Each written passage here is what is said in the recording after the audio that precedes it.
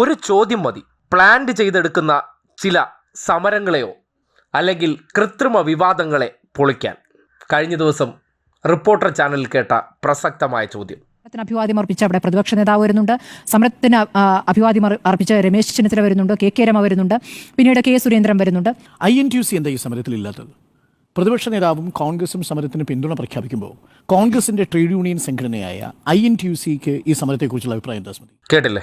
എന്തുകൊണ്ട് SUCI നടത്തുന്ന സമരത്തിൽ സതീശനുണ്ട്, രമേശ് ചെന്നിത്തലയുണ്ട്, സുരേന്ദ്രനുണ്ട്, സുഡാപ്പിയുണ്ട്, ജമാഅത്ത് ഇസ്ലാമിയുണ്ട്, സംഘിയുണ്ട്, ഒപ്പം ലീഗുമുണ്ട്. പക്ഷേ INTUC ഇല്ല. ആരാണ് INTUC? കോൺഗ്രസിൻ്റെ ഔദ്യോഗിക തൊഴിലാളി സംഘടനയാണ് INTUC. ആശാ വർക്കേഴ്സ് എന്ന് പറഞ്ഞ തൊഴിലാളികൾ. സ്വാഭാവികമായിട്ടും കോൺഗ്രസിൽ നിന്ന് ആ തൊഴിലാളികൾക്ക് അല്ലെങ്കിൽ ആശാ വർക്കർമാർക്ക് ആദ്യം പിന്തുണ കൊടുക്കേണ്ടത് ആരാണ്? തൊഴിലാളി സംഘടനകളാണല്ലോ.